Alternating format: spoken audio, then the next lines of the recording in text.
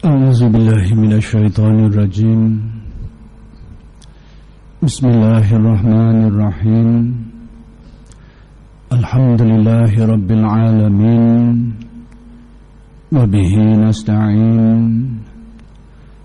اللهم صل وسلم وبارك على سيدنا محمد وعلى آله وصحبه في كل لمحة ونفس عدد ما وسعه علم الله. رب اشرح لي صدري ويسر لي أمري واحلل عقدة من لساني يفقه قولي ولا حول ولا قوة إلا بالله العلي العظيم. إلهي أنت مقصودي ورضاك مطلوبي أعطني محبتك ومعرفتك. Assalamualaikum warahmatullahi ta'ala wabarakatuh. Alhamdulillah wa syukrulillah. Segala puji bagi Allah yang telah memberikan hidayah dan taufik. Mudah-mudahan kita sentiasa dikurniakan Allah hidayah dan taufik. Kuliah Masjid Abidin pada malam ini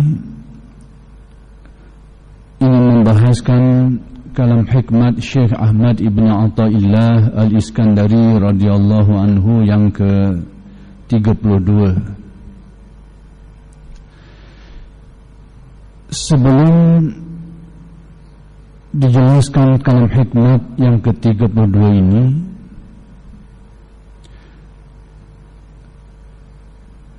ternyata bahawa kalam hikmat yang didatangkan oleh Syekh sebelum ini adalah merupakan sesuatu yang menjadi asas kepada kalam hikmat yang selanjutnya.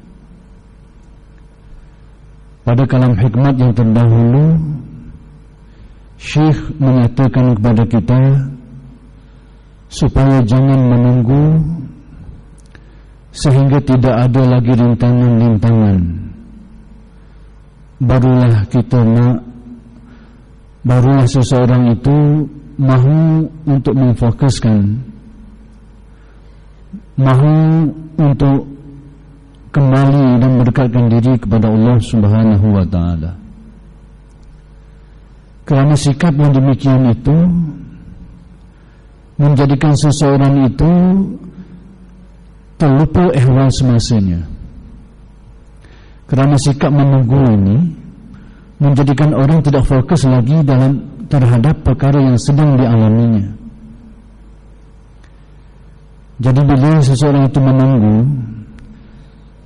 untuk kembali kepada Allah, untuk membetulkan dirinya dan mendekatkan hatinya kepada Allah Subhanahu wa ta'ala, dia nak semua ini setelah tidak ada halangan-halangan, yakni setelah keadaan jadi lenang, tidak ada rintangan, tidak ada gangguan, barulah nak difokuskan ke situ.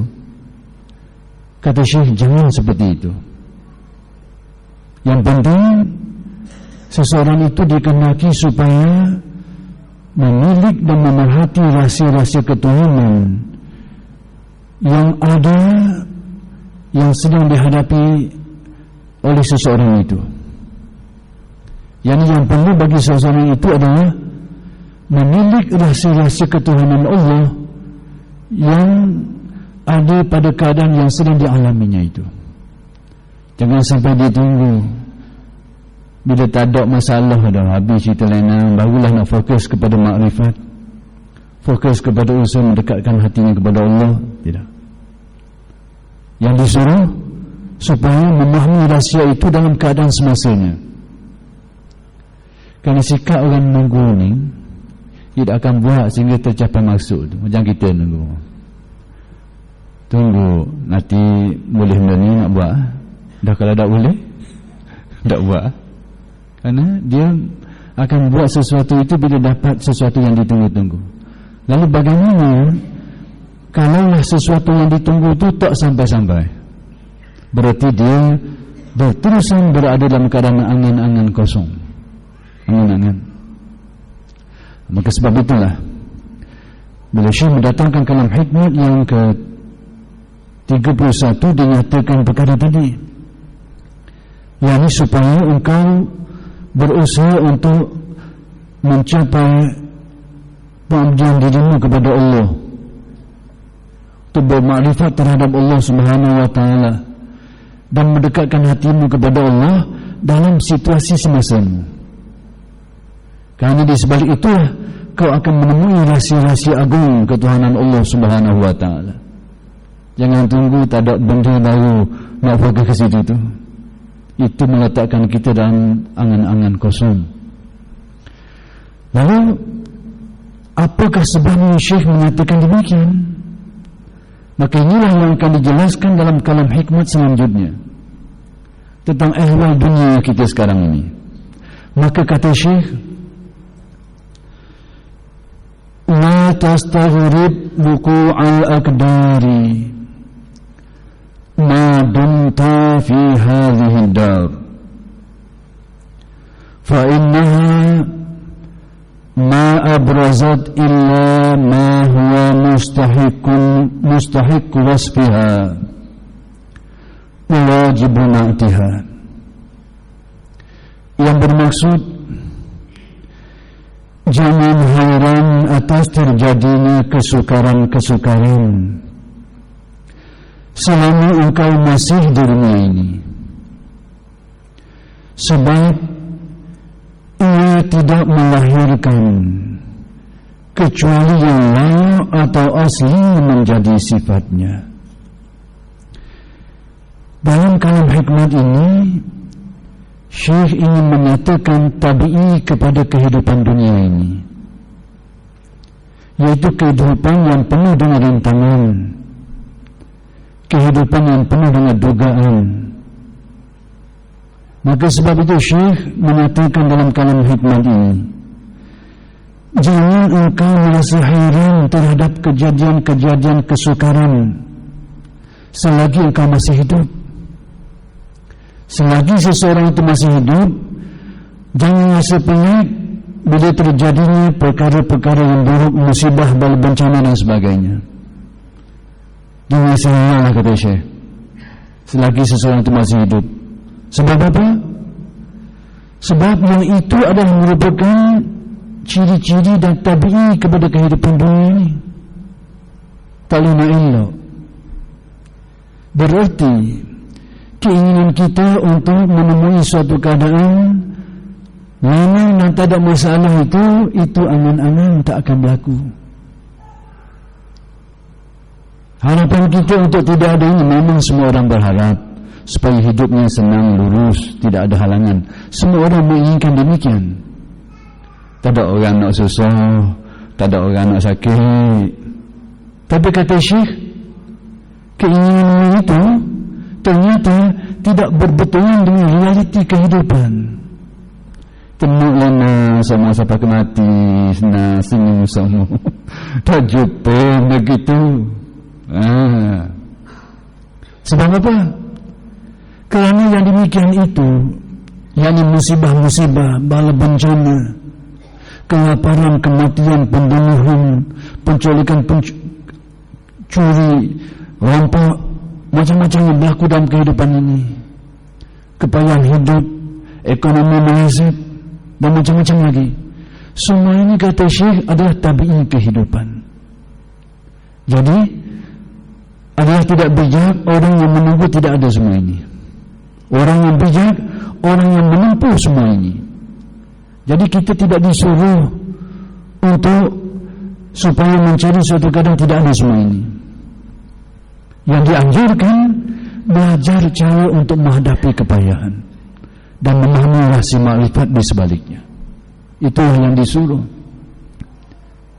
Jadi kerana Allah Subhanahu wa taala itu menjadikan kehidupan ini penuh dengan hikmah dan kebijaksanaan.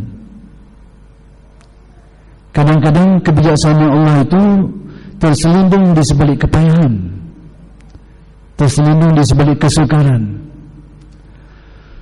Orang dah nak pergi ke laut sebab dia tengok ombak besar, ada uti, ada tahu kali, malah lagi laut main mutuh jeluok motoh lagi, pening kepala lagi. Ni hok duduk atas darat dah tahu kali ni. Kaki kelauk, tak kisah. Lama ni nampak kaya bawah tu dalam laut tu. Tidak kisah ke ombak-ombak ni. Orang mabuk ke tak kisah. Sebab apa?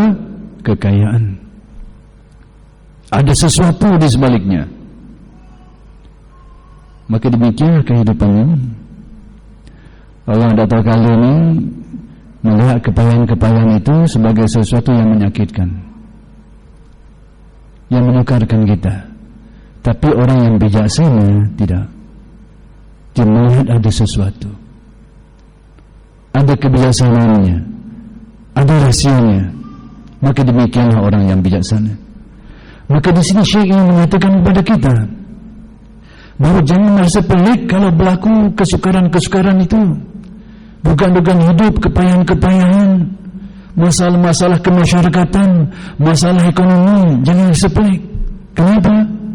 Kerana yang demikian itu adalah tabi'i bagi kehidupan dunia ini. Memang gitu dunia.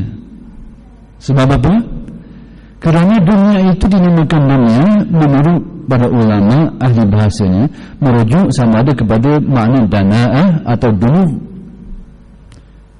Dana'ah rendah.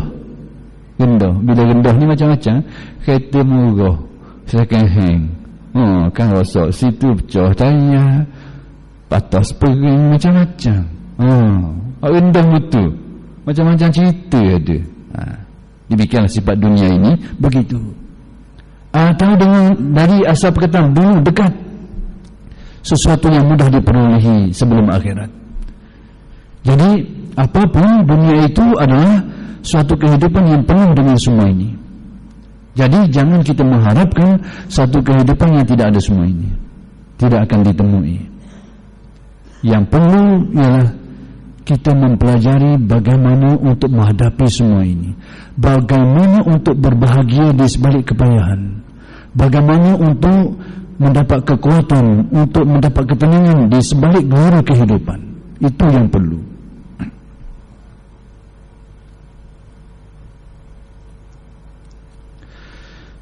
Abdullah bin Mas'ud radhiyallahu anhu berkata, dunia adalah kerisauan dan duka cita. Maka apabila terdapat kesenangan di dalamnya, berarti laba dan keuntungannya. Demikianlah ungkapan seorang sahabat Nabi yang bijaksana. Jadi menurut beliau dunia ini penuh dengan dugaannya, kepayahannya, kerisauannya. Ada saja je, masing-masing dengan kepayahan yang berbeza-beza. Orang kaya menghadapi masalah sendiri, orang miskin masalah lain, orang sakit masalah lain, orang sihat masalah lain pula. Jangan kata tak ada masalah. Tentang dia kaya, dia sihat, tak ada masalah. Kadang-kadang lebih bermasalah lagi kadang-kadang. Kenapa? Kerana ini tabi'i kehidupan. Jadi Syekh mendatangkan suatu hikmah ini untuk kita renungi, supaya prinsip kita, sikap kita benar, supaya prinsip kita, sikap kita adalah berpijak pada realitinya, supaya kita tahu kehidupan dunia. Selagi nama dunia, ada saja masalah. Jadi kita, kalau begitu, sikap yang benar bagi kita bukan mengelakkan diri dari masalah, tapi bagaimana masalah itu diselesaikan, bagaimana masalah itu kita menghadapinya. Itulah yang disuruh. Nak mengelak sehingga tak ada alasan, bukan. Sebab itu Nabi mengajarkan kita jalan keluar dari permasalahan. Aja kalau masalah begini bagaimana? Tak diselesaikan. Jadi kita Abdullah bin Mas'ud, memang sifat dunia seperti itu. Kalau ada ketenangan, kalau ada kegembiraan, itu adalah keuntungannya. Berarti sesiapa yang diberikan oleh Allah ketenangan, kelenangan hidup, kebahagiaan hidup, hendaklah dia banyak bersyukur kepada Allah. Itu adalah keuntungan yang diberikan kepadanya. Dan sesiapa yang teruji dengan kepayahan, teruji dengan kesukaran, hendaklah dia bersabar. Sebab apa? Memang itu kehidupan, itulah kenyataannya. Maka demikianlah perkara yang ingin disampaikan oleh Syekh, dan ada perkara lain lagi.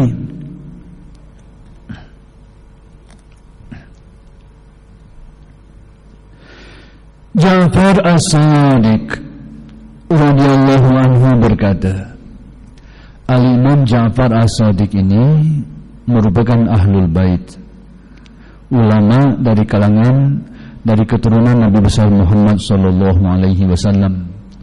Tokoh ini merupakan tokoh besar para ulama yang menjadi guru kepada sejumlah ulama-ulama terkenal, termasuklah sejumlah ahli-ahli sufi yang terkenal. Saya sebut begitu sebab apa? Sebab tokoh ini selalu dikaitkan dengan imam-imam Syiah, selalu dikaitkan. Kok sebenarnya guana perlu kita ingat, mazhab Syiah penuh dengan pembohongan dan penipuan. Dan antara perkara yang perlu kita perhatikan dalam persoalan ini, tokoh-tokoh yang mereka anggap sebagai imam-imam mereka, yang mengetuai ataupun yang mengepalai ajaran-ajaran mereka itu, maka di antara tokoh-tokoh yang mereka jadikan sebagai imam ini, tokohnya Ja'far As-Sadiq. Sedangkan sudah saya sebutkan tadi, ini adalah ulama yang jadi guru kepada ramai ulama-ulama di zamannya, termasuklah ahli-ahli tasawuf. Berarti meletakkan tokoh ini sebagai imam Syiah semata-mata sesuatu pembohongan besar. Sama dengan Sayyidina Ali karamallahu wajhah yang dijadikan oleh mazhab ini, yang dijadikan oleh pendukung-pendukung mazhab ini sebagai tokoh besar. Sedangkan Sayyidina Ali karamallahu wajhah dikenali mengambil prinsip atau berprinsip dengan prinsip-prinsip yang jauh berbeza daripada apa yang dipegang dalam aliran yang saya sebutkan tadi. Saya sebut ini sebab ini jadi isu, kata. Bila ahli tasawuf menyebut kalam-kalam tokoh seperti ini, orang kata selalu ini Syiah lah ni. Saya ke bawah-bawah lagi. Orang kita ni banyak berharambang, kata. Waktu masalahnya. Jadi mudah sangat dicok situ, dicok sini, tak tahu kala langsung. Ini kita kena teliti sikit lah. Itu saya masukkan tu. Sebab tu bila sebut nama ni saya kena ke bawah-bawah. Dia kata saya ngajar Syiah pula tu.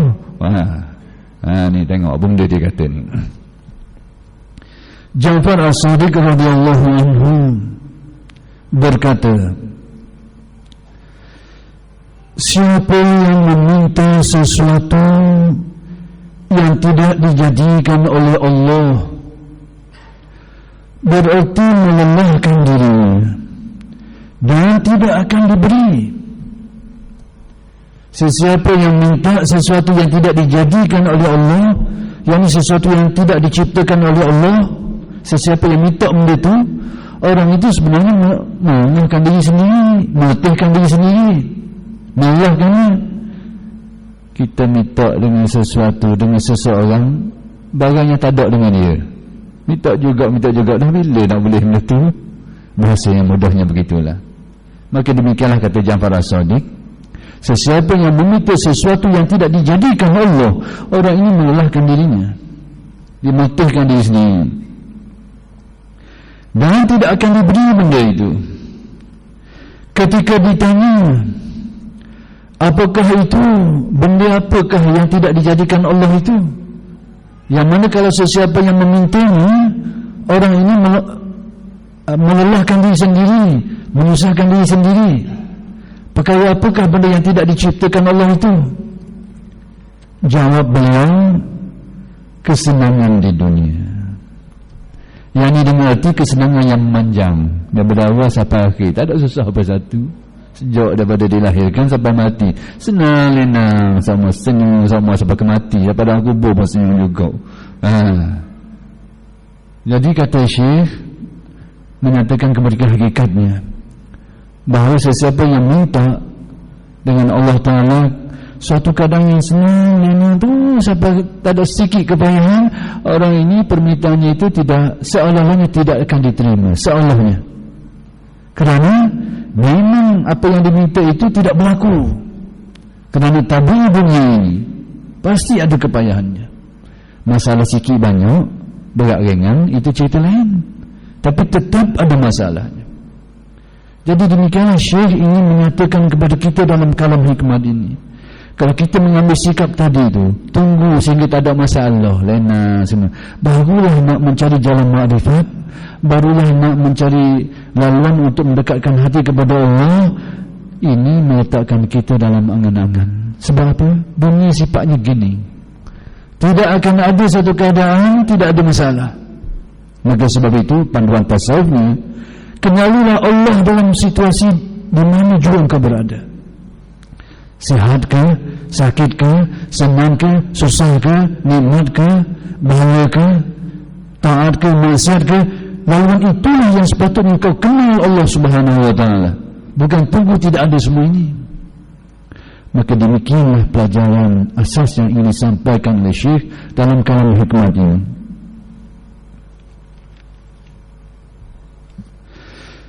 Junaid al-Baghdadi radhiyallahu anhu berkata, ini tokoh besar ulama ahli tasawuf, Al-Imam Al-Junaid. Tokoh ini merupakan ulama besar yang menguasai dua bidang ilmu, ilmu zahir dan ilmu batin, ilmu syariat dan ilmu hakikat. Ini ulama zaman dulu.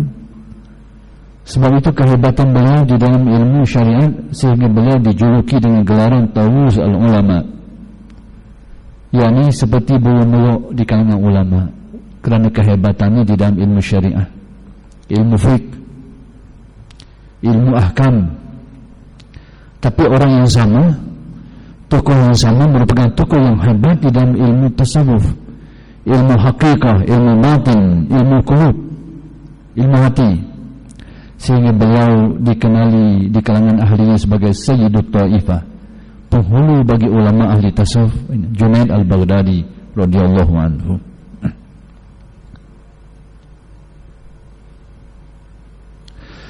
Beliau berkata, aku tidak merasa keji terhadap apa yang menimpa pada diriku. Apa-apa yang mengenai diriku yang berupa kepayahan, penderitaan, kesakitan dan macam-macam, aku tak rasa pelik benda itu, tak rasa susah dengan benda itu. Sebab saya telah berpendirian bahawa dunia ini tempat kerisauan dan ujian.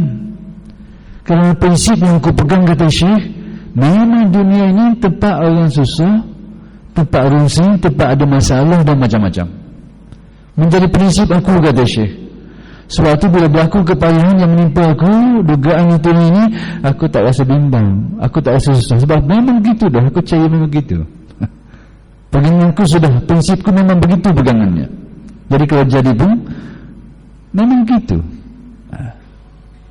tak bimbang lah, dengan arti memang sepatutnya begitu. Dan alam ini diliputi oleh bencana. Dunia ini ada saja bencana musibahnya,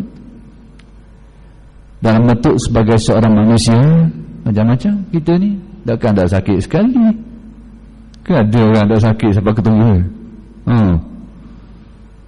Takkan tak demam sekali. Masalah kesihatan, masalah lain, masalah ekonomi, kaitan hubungan dengan manusia, kehidupan dan macam-macam, pasti ada masalah. Kalau dihitung memang banyak masalah ni. Maka sudah selayaknya ia menyambut saya dengan segala kesukaran. Memang dunia begitu keadaannya. Maka memang selayaknya lah, bila aku ni, kata Syekh, diciptakan Allah di dunia ini, memang aku disambut dengan kepayahan tu. Aku kena terima hakikat ni, bahawa kepayahan tetap ada. Tak boleh nak elok. Inilah sikap orang yang bijaksana.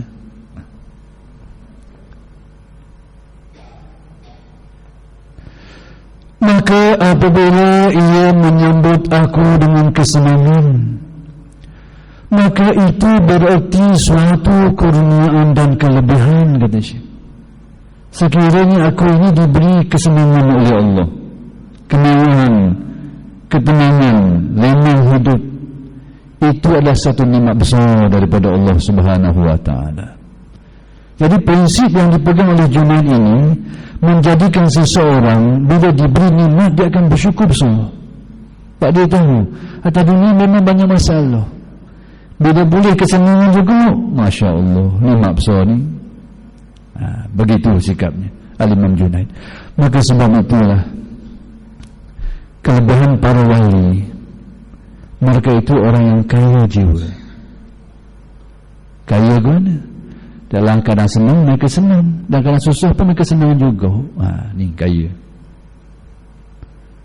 Kita ni senang pun susah, susah pun kau berat. Buat nan kita ni. Ini menyakit.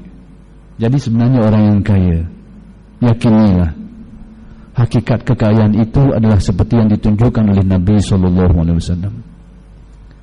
Nilailah dan yakinilah sebenar kekayaan itu ialah sesuatu yang diberikan kekayaan hati dan jiwanya. Itulah yang paling kaya. Seperti yang disabdakan oleh Nabi SAW, laisal ghina an kasratil aradi wa innamal ghina inan nafsi. Ini bukan psikologi, ini kenyataan. Kenyataan. Bukanlah kaya sebenar itu orang yang banyak pemilikannya, tapi sebenar-benar kekayaan itu adalah orang yang kaya jiwa dan hati nuraninya. Inilah orang yang kaya. Dan para ulama, mereka dianugerahkan Allah ini, kekayaan ini. Senang, apatah lagi. Susah pun mereka mengucapi kenikmatan dan kesenangan. Inilah kekayaan sebenar. Ketenangan yang hakiki dan kebahagiaan yang sebenar yang dijari-jari. Jadi lainlah dengan sikap kita tadi tu. Hak susah sudah tentu susah kita. Memang susah. Hak senang pun ada juga orang susah dengan senang. Macam-macam pesan ini. Jadi itu kelakuan kita. Kenapa? Jiwa kita miskin, hati kita merosot nilai kualitinya. Sebab itu sesiapa yang ingin mencapai hakikat kebahagiaan, perbaiki dan pertingkatkan kualiti jiwanya. Dia akan mengerti arti kehidupan dan arti nikmat. Kalau tidak, kita akan sengsara manjang, sentiasa berada dalam kekalutan, sentiasa berada dalam keadaan tertekan, kepayahan dan macam-macam. Sebenarnya jiwa kita je lah kena dia tu. Jiwa kita aja. Orang yang menghadapi masalah, tengok masalahnya pagi tadi je. Sebab apa sampai ke malam dah nak tidur? Sebab apa? Malam tak ada benda dah. Pagi tadi masalah kerja ni. Apa cerita sampai ke malam ni tak tidur-tidur ni? Melalok mata-mata. Dia tak tutup mata. Sebab apa? Jiwa yang merosot. Padahal masalah tadi je, terbawa-bawa sampai ke mana-mana. Beritanya itu berpanjangan. Maka sebab itu, di situlah kita boleh melihat kekayaan sebenar jiwanya, iaitu orang yang boleh senang dalam senang dan boleh senang dalam susah. Ini orang kaya sungguh.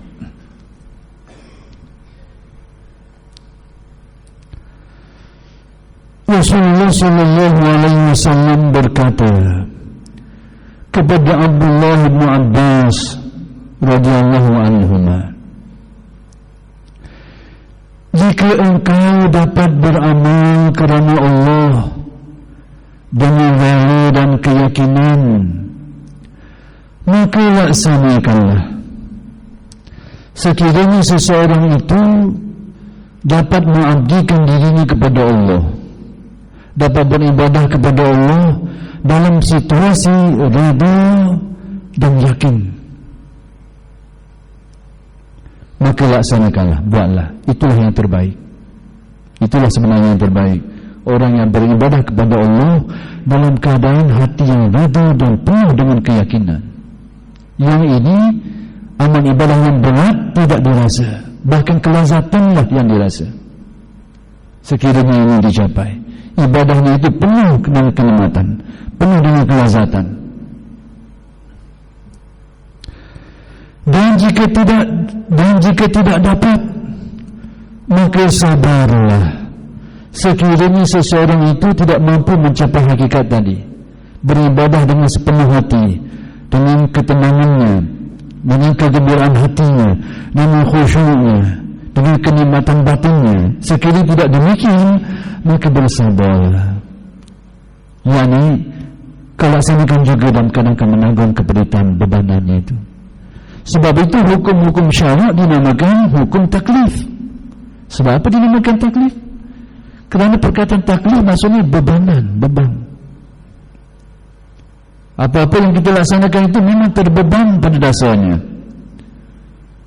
Nak bangun sembahyang subuh, nak pergi sejid maghrib, isya, asar, tak mudah lah ke tu.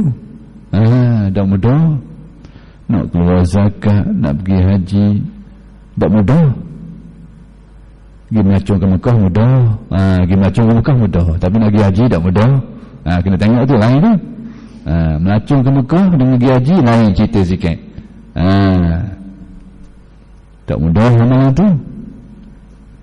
Payah. Memang itulah hakikat hukum syarak. Pada dasarnya begitu. Tapi sesiapa yang ditingkatkan kerohaniannya, disuci bersihkan hatinya, hal itu sudah tidak terjadi lagi. Dia akan beribadah kepada Allah dengan penuh kemesraan, penuh kenikmatan, penuh zuk hatinya.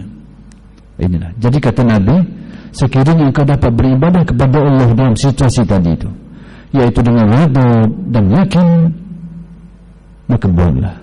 Tapi sekiranya tidak demikian, hendaklah kau bersabar menanggung keperitannya. Jadi yang pertama itu dapat kita rujuk bila Nabi bersabda, "Arihna biha ya Bilal." Arihna biha ya Bilal. Nabi bila nak suruh Bilal ni iqamah untuk dirikan salat. Lalu apa kata Nabi? "Arihna biha ya Bilal." Rehatkan kami dengan salat itu.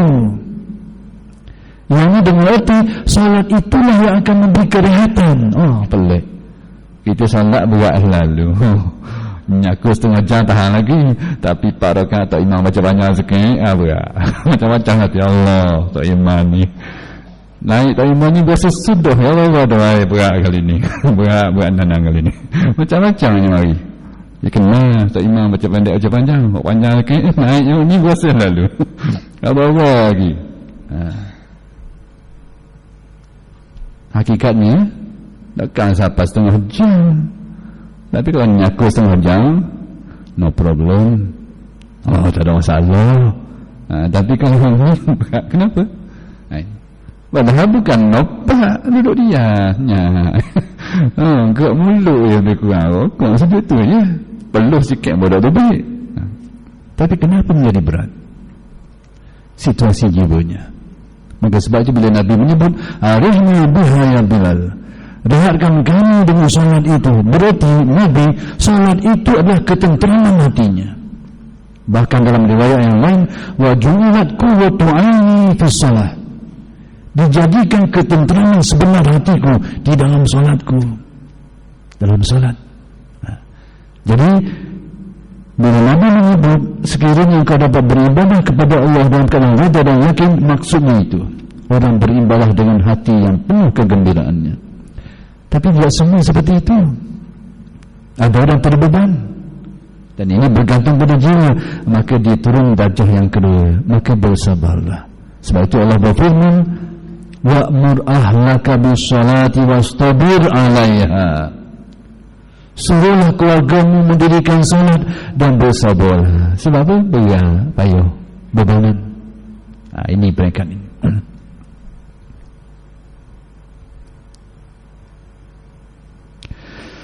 Maka sabarlah. Maka sesungguhnya sabar menghadapi kesukaran itu suatu keuntungan yang besar. Kita ni kalau boleh makan sabar pun jadi dah. Besar dah benda tu. Tak mudah nak boleh. Tak mudah. Ada dua, maqam sabar dengan sabar sekali-sekali. Itu lain. Kita ni sabar sekali-sekali, ataupun sabar dalam bahagian-bahagian tertentu. Boleh sabar bab ni, tak boleh sabar bab lain. Itu sabar kita, itu bukan maqam sabar. Beza. Yang dikenaki dalam tasawuf maqam sabri, orang memiliki kekuatan sabar dalam apa jua keadaan dan apa jua perkaranya. Itu maqam. Kita bab kita berakhir mudah kita sabar, hak tak berakhir payah kita nak sabar.